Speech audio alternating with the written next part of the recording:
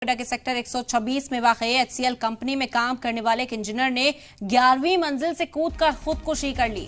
इत्तलात मिलने के बाद पुलिस टीम मौके पर पहुंची और इंजीनियर की लाश को कब्जे में लेकर पोस्टमार्टम के लिए भेज दिया है। इसके अलावा इंजीनियर के कब्जे से एक सुसाइड नोट बरामद हुआ है, जिसको पुलिस ने फॉरेंसिक जांच के लिए फिलहाल भेज दिया है। नोएडा के सेक्टर 126 में एचसीएल कंपनी में काम करने वाले इस इंजीनियर ने कूदकर अपनी जान दे दी। आपको बता दें कि 11वीं मंजिल से कूदकर खुदकुशी कर ली है शख्स ने। इत्तला मिलने के बाद पुलिस टीम मौके पर पहुंची। इंजीनियर की लाश को कब्जे में लेकर पोस्टमार्टम के लिए भेज दिया गया है।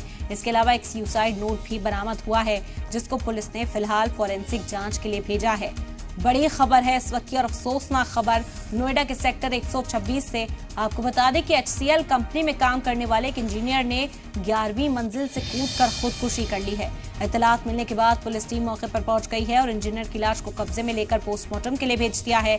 इसके अलावा इंजीनियर के कब्जे से एक सुसाइड नोट बरामद हुआ है, जिसको पुलिस ने फॉरेंसिक जांच के लिए फिलहाल भेज दिया है।